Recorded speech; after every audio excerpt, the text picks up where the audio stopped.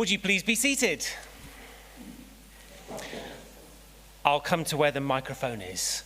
Well, a very, very warm welcome to you all, to my Deputy Lieutenants, Mr. Paul Davis and Michael Bedingfield, Madam Mayor Candy Vaughan, it is lovely to see you this evening, and to distinguished guests, which I think encompasses the rest of you.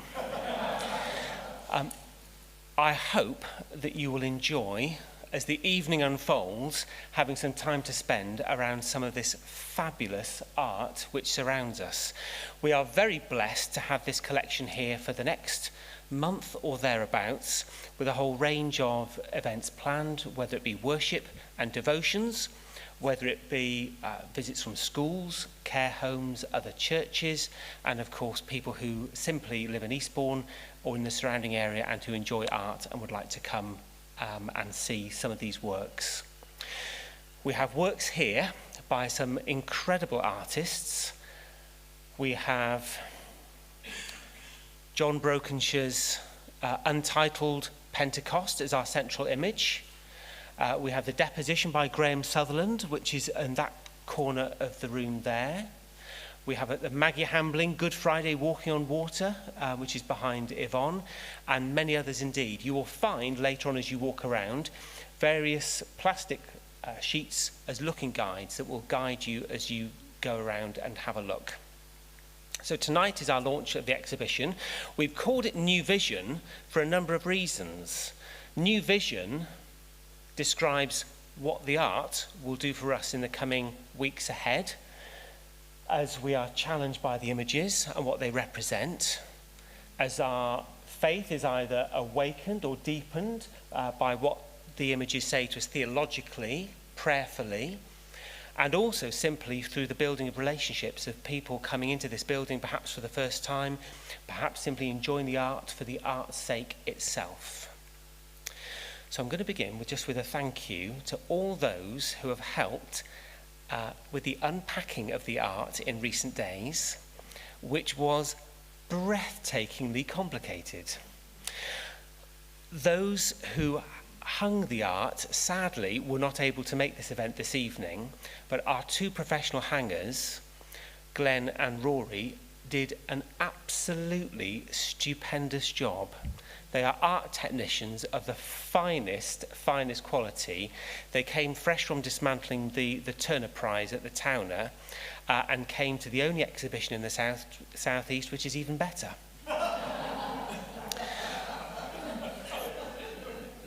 They hung the collection beautifully over Thursday and Friday, and I'm very, very grateful to the members of the Methodist Modern Art Collection Committee who are here this evening, whose expertise and whose calmness was absolutely invaluable to make this happen. And you'll hear from Professor Anne Sumner in a moment when she gives a few words too. I also just want to mention another person this evening on a slightly more somber note. When we as a church merged the four churches, were selling buildings, this building was being created and constructed, and we were already thinking about being able to have a fabulous exhibition like this in it, to showcase the premises, to say something about how new and fresh this space would be. Our curator was a gentleman called Mr. Andrew Forrest. That name will be familiar to some of you, familiar to me because Andrew taught me A-level history more than under 30 years ago. 20 years ago, over 30 years ago. And Andrew and I reconnected in Eastbourne through Christine and Alan, and Andrew was our curator for this exhibition in our initial phase. And unfortunately, health-wise, Andrew needed to step down from that. And Andrew, many of you will know, was sadly killed in a traffic accident on Upperton Road. I'm thinking about a year ago, or maybe just under a year ago. So it's a sadness for us as this exhibition begins that actually the involvement that Andrew had couldn't continue. He was a part of the beginning of this, and we will not forget him as the exhibition unfolds. He had just written a book on Harold Swanwick, and that book would have been also, we would have had talks, he would have been involved there. One of Andrew's gifts to us was, when he stepped down as curator, was Andrew introduced us to Pat, Mrs. Pat Latham, who agreed kindly to be our curator for this event. As a church, we needed a curator for this event. We have the expertise of the committee to draw on, but most of us at church are interested volunteers in terms of how to use a collection of this nature. Pat has professional expertise and experience and has blessed us by helping us with layout, theme, how the art could be used, particularly in relation to how it is viewed through schools and different groups coming in through a background in education. And Pat, you don't know this, but I'm now going to embarrass you slightly by giving you a small gift as a token for all of the work you've done for us up to this point. Please, would you give Pat?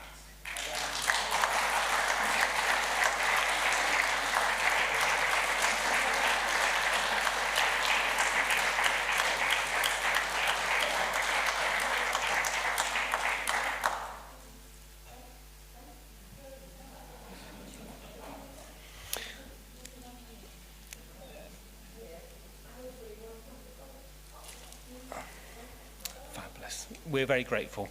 For those of you who are here who were involved in the last few days of unpacking and sorting, I'm very, very grateful indeed. You worked incredibly hard.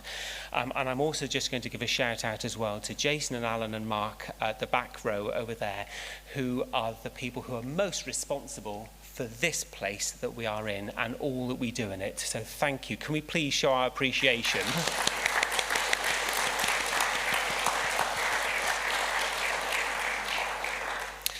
So New Vision, it really is. An exhibition like this in a brand new church building that will be a community space for the next 150 years. I'm going to hand over to Pat to say a few words about the nature of the exhibition. Thank you.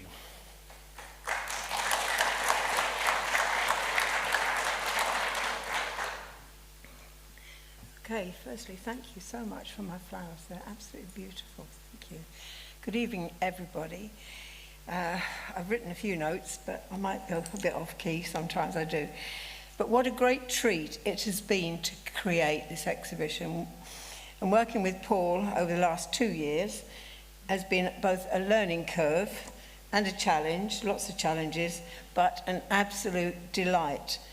And here we are now with this wonderful opportunity to enjoy and celebrate the never-ending and valuable connection between creativity and faith. It's afforded here by the Methodist Modern Art Collection and Emmanuel Church for Eastbourne, which I think is just absolutely superb. In the process of getting my head around the curation, I've been reminded many times of my previous life, when I was, for many years, advisor for art and design in Croydon.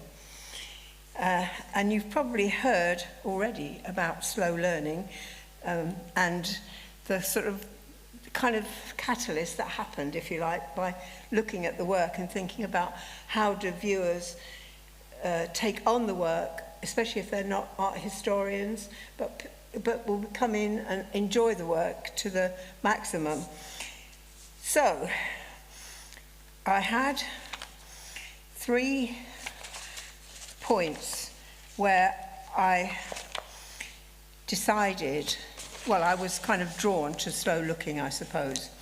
The first was thinking about my work in Croydon and working with schools and children, and the whole business of taking children who didn't have very much aspiration, who might say, I don't like art, or I'm not very good at it, I don't want to do it. So my first kind of thought was I need to really get them engaged in some way.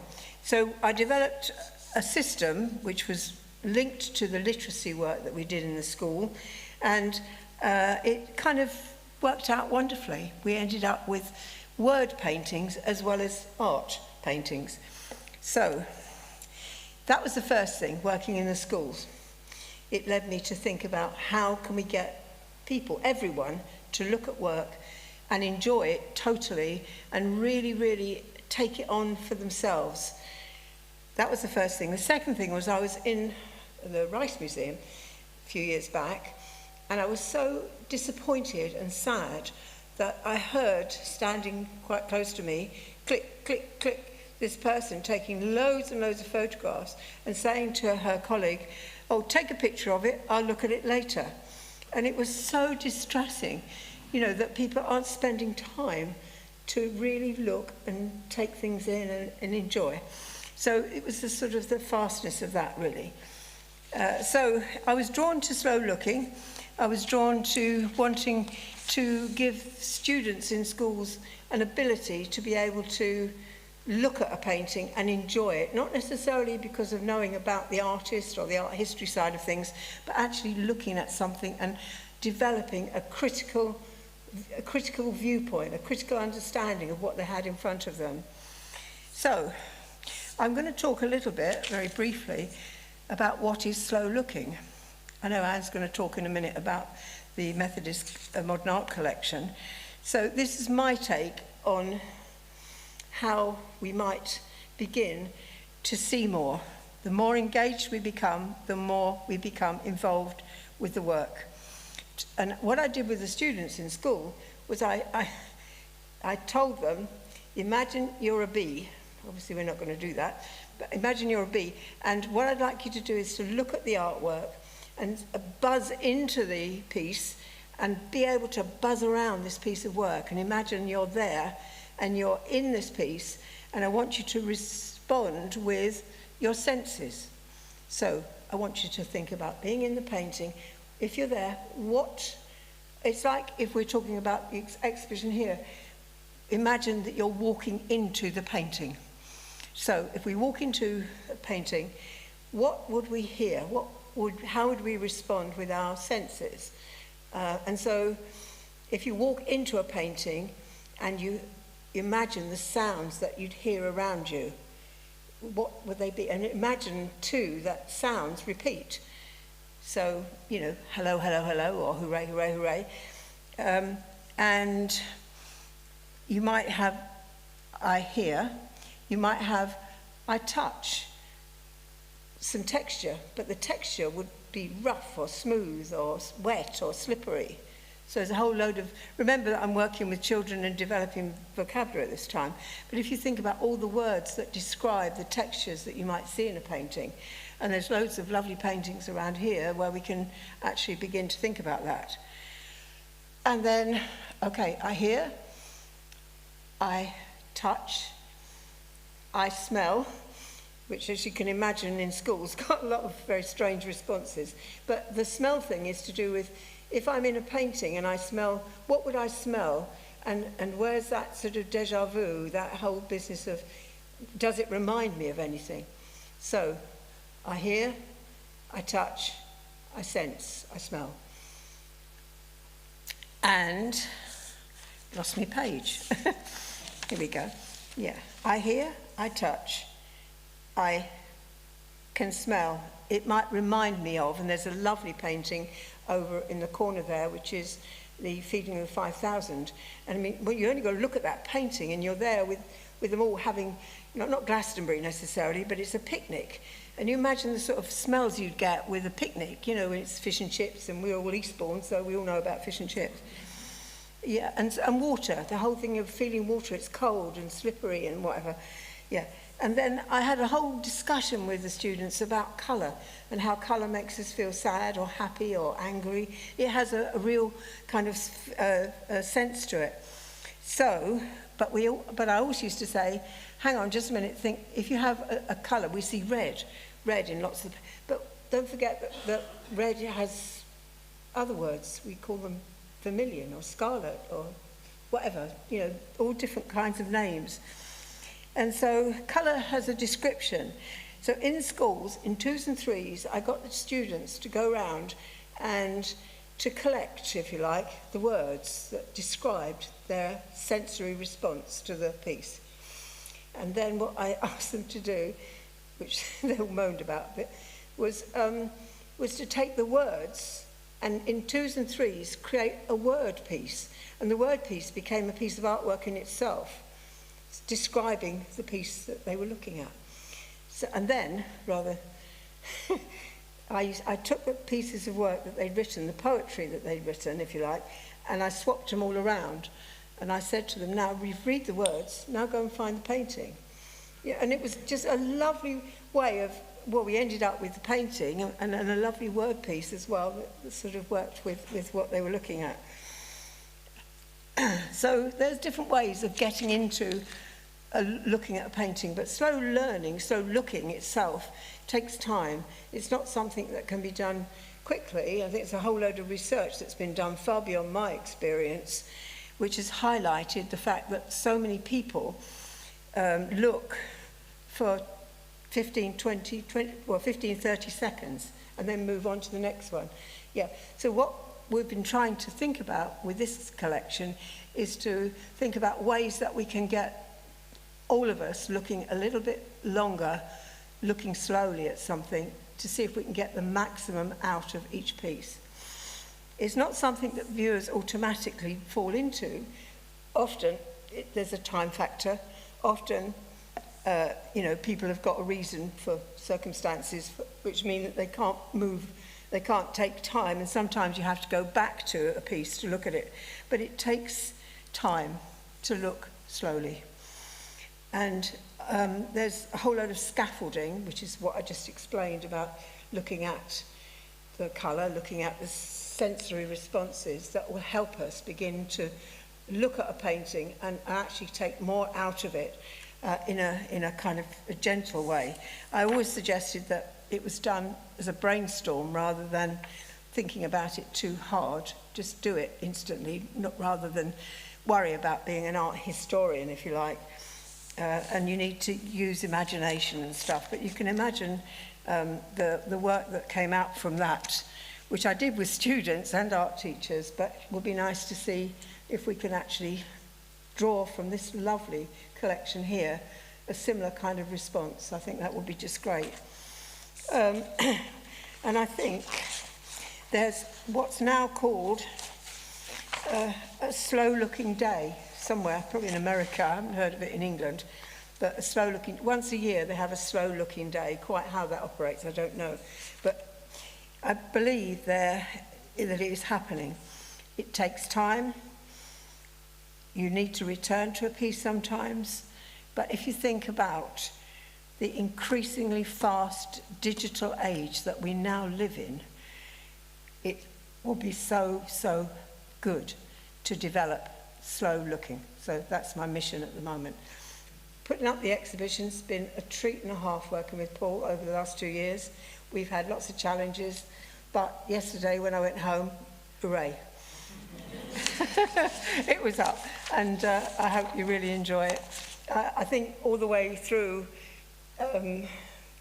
it was the whole business of wanting to put so much of the Methodist collection in because it's so wonderful, and showing so much work, but it's not a gallery space, so it's maybe a bit tight in a few places, but we love it, don't we? Yeah, so it was a very great pleasure to do it, and I hope you all really enjoy it. And there are lots of things around. There's a looking guide, and there's people around to ask and talk to, and hopefully all the stewards that are going to be here are well versed, not in the paintings, but in ways of looking, slow looking, which is what we really would like to develop. Okay? Yes, thank you. Yeah.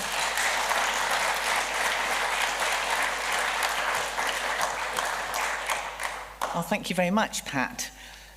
So it's really a huge pleasure to be here in Eastbourne today. I travelled down a couple of days ago from Yorkshire, and it's particularly wonderful to be in your beautiful new church. The Methodist Modern Art Collection, which you've all been very complimentary to me about this evening, is one of the Methodist Church's greatest treasures. I would say that because I'm the chair of the Methodist Modern Art Management Committee. But it really is an outstanding collection of paintings illustrating the gospel narrative from Nativity to Pentecost, And how appropriate that you are opening this exhibition at the time of Pentecost with the John Brokenshire painting behind me, and of course the Dennis Hawkins Pentecost one hanging at the opposite end of the church. We recently celebrated 60 years of art activism, as we call it, through touring the Methodist Modern Art Collection across the country. And it really has enhanced worship, enthused mission, amazed visitors. The frequently asked question is, I didn't know that the Methodist Modern Art Collection existed. Why does it exist? How did you come to have it? It has inspired poetry, song and dance, and it's encouraged many supporters nationwide. Our collection was founded and inspired by a Methodist layman, John Gibbs, in South Wales in 1962. It represents the Methodist Church's response to the huge revival of interest in religious painting in post-war Britain, inspired by the rebuilding of churches following the destruction of World War II. The best known example of this is, of course, Coventry Cathedral, which was reconsecrated in May 1962 by Elizabeth II. Funnily enough, our first painting was purchased in June that very same year. And within a year, John Gibbs and his local Methodist minister, Reverend Roger Wallen, in Penarth, had assembled this astonishing collection representing some of the great contemporary artists such as Graham Sutherland, Kerry Richards and William Roberts, and also including works right from the beginning by women artists such as Elizabeth Frink. They really wanted to get in on the action, so to speak. There was a little concern amongst them, and indeed this is actually written in the introduction to the first tour, saying that there was some concern that people seemed to be looking at art in the Church of England churches and not perhaps appreciating the sermons in Methodist churches and the excellent singing. So the decision was to have a Methodist response. Our very first acquisition was a painting, a crucifixion by F.N. Sousa. And if you haven't had a chance to look at it, it's a painting just on the other side of the far screen there to my right. He is an Indian artist, and it's the most incredible painting influenced by Picasso. He's very popular today, and there was recently an exhibition on him at the Whitworth Art Gallery in Manchester. Right from the beginning, we purchased world art, and we have continued to purchase world art, supported very often by the Gibbs Family Trust, who still support us. And of course, our Dalek Madonna behind us is one of our most popular works. Well, the collection first toured in the summer of 1963, going on a nationwide tour. With the first exhibition travelled a supplementary display, and we don't very often talk about that. It was intended to focus the public's attention on the architecture and design of churches. The publicity stated that this was intended to promote discussion about the appreciation of the buildings we worship in, the chairs we sit on. Look around you. The design of objects and ornamentation, from the architecture of churches themselves to the cutlery and crockery used in church halls. Design is all important. So accompanying the very first exhibition were in fact examples of Terence Conran's chairs, and people were encouraged to sit upon them as they viewed the paintings. Well, I know you have brought these lovely chairs with you from one of your churches, and they look just great here in Emmanuel. At that time, in the 1960s, new churches were regularly being built or restored. But our first tour actually was to many major art galleries, such as Birmingham Museum and Art Gallery, the Walker Art Gallery in Liverpool, the Lang in Newcastle, as well as some cathedrals. Since that time, the collection has continued to tour regularly, and nowadays we tour very often to Methodist churches and to cathedrals. Recently, we have seen our work shown at Peel Cathedral in the Isle of Man, Leicester Cathedral, Chester Cathedral, Coventry Cathedral for the Year of Culture, of course the place that really inspired our founding fathers, and next year for City of Culture, parts of the collection will be seen in Bradford Cathedral. but over 60 years of touring, we do not believe we have ever actually shown the collection in a brand new church. So this is really a one-off, a very, very special occasion for us. Over the last few days, I've witnessed the works being hung here at Emmanuel and seen the transformation that they have made to this really superb space, designed by CPL architects who are represented, I understand, today by Curator. And just to say how pleased we are also to see the construction company Cheesemure, I know they've already been mentioned, I hope I pronounced that correctly, represented here tonight. And to say how helpful you have been as we have asked you questions about where exactly we can hang works so that we don't perhaps hit an electricity wire or something. Our paintings have been hung with great care in this really beautiful space. It's truly uplifting and transforming. Putting together an exhibition is always about teamwork, and it's been a very great pleasure to work the past few years with Reverend Paul Tabraham and the Emmanuel team here, and also to meet so many of everyone in person, having had many initial Zoom calls. It's always wonderful to see people in the flesh. So to come here to Eastbourne, a place where I have to say, mostly I have come to watch tennis, but I now feel very differently and very religious when I come here. So it's been great to meet so many of you, meet so many volunteers here at Emmanuel who have helped us over the last few days with the hanging, but also who will be invigilating the collection, and I want to extend our sincere thanks to all of you. In particular, I'd like to say what a pleasure it has been to work with the curator, Pat Latham, and to thank her for her dedicated work on the production of this stunning exhibition, hung so beautifully and creating such a logical, themed approach to inspire visitors over the next few weeks. She has really worked tirelessly, as has Paul, and we're truly grateful to both of them, as we are to your treasurer, Alan Reid, for his contribution, especially over his painstaking organisation of the transport, which is always a very important part of an exhibition, and to Sandy Ryan for organising press and publicity. I'd like to thank Emily Jeffrey too for her piece on the exhibition, which is going out early tomorrow morning on BBC Radio Surrey and Sussex. From our side in the Methodist Modern Art Collection, we are volunteers. I'd like to thank two people who sadly aren't here tonight, and that's Sarah Allard, who's put an enormous amount of time into the exhibition, and Emily Fuggle. Unfortunately, neither of them can be with us tonight, but we do have Peter Shears here, a new and very enthusiastic member of our committee who lives nearby in Lewis, and delighted, Peter, to have you here this evening. So thank you for all your help. And also I'd like to mention Olivia Thalkeld, who is part of the connectional team and who has been active here over the last few days supporting the team here, as well, of course, as our wonderful technicians, Rory and Glenn, who were so helpful.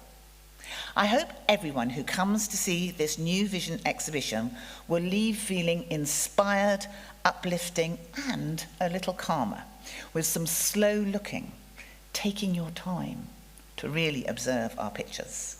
Thank you, Pat, for explaining what slow looking is. I certainly, after a hectic few days, intend to spend some time slow looking on Monday in here. The exhibition may have been many years in the preparation, and indeed it has been, but tonight all your hard work has come to fruition in this really stunning new church. If you'd like to hear more about the Methodist Modern Art Collection, I'm going to shamelessly plug my own event, which is here on the 30th of May, when I'll be giving an illustrated talk. I feel sure tonight, though, that our founding fathers would be thrilled to see us here. For the first time, our collection engaging with a new, beautiful church in this amazingly designed space. It is, for me, the absolute epitome of their vision for the collection being shown here in this way.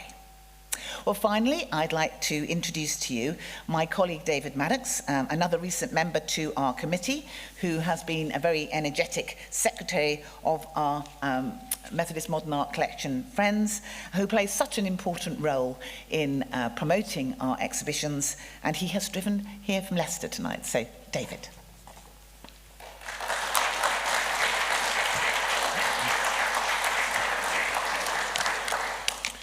Thank you. Well, tonight we celebrate the opening of this exhibition, New Vision, but you may also be interested in the collection from which these works of art have been drawn, and to learn briefly, 5 minutes, about the role you can play in its care and development. May I invite you to consider joining the Friends of the Methodist Modern Art Collection, an affiliation of people who not only love the art, but also want to contribute to its ongoing welfare. The role is primarily as an ambassador, in the sense that the Friends exists to spread the word about this all too little known collection.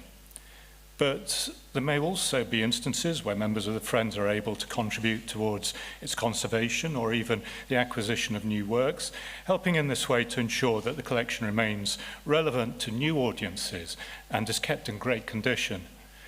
Members of the Friends are kept informed through the twice-yearly newsletters, which contain articles on recent exhibitions and matters relating more widely to modern art in a Christian context. There are occasional email bulletins which update the Friends with current information and news about forthcoming exhibition-related events, and the annual report which charts the ongoing programme of care and development, like, for example, the rejuvenation pause during the pandemic when the collection was conserved and reframed, or the review of management and operations, which preceded it in 2018 when management systems were brought into line with Arts Council accreditation standards. Or more recently, the publication of our collection on the Art UK website, which brings together works of art in public collections throughout the United Kingdom. And then there is our current ongoing search for a new permanent home for the collection, a suitable base from which to tour. Well, you might wish to support the Friends for any of these reasons, but on the other hand, you might wish to judge whether the collection actually merits this kind of support. And now that New Vision is open, you'll be able to judge for yourself the impact of the show. To encounter these pictures in a familiar environment and to be able to spend time with them is the real point of the collection. Notice how these works of art by artists of faith and of no faith, depicting the life of Christ, communicate with your visitors. You may agree that they have a presence about them that engages the viewer's attention, but they're not preachy, they can't impose, they're simply there to be seen or perhaps ignored, and are therefore admissible in our secular times. Should you see a point in this and wish to support the collection in this ongoing role, please complete one of the Befriend the Collection forms, which I forgot to bring up with me, but there are some on the table at the back, or obtain a form online from the Methodist Church website page entitled Become a Friend of the Collection. Well, we suggest annual subscriptions of at least £20 for an individual, £25 for a household, or £50 for an institution. And we would ask that if you're a UK taxpayer, that you use gift aid in your subscription. But I hope you'll consider joining this organisation. Thank you very much.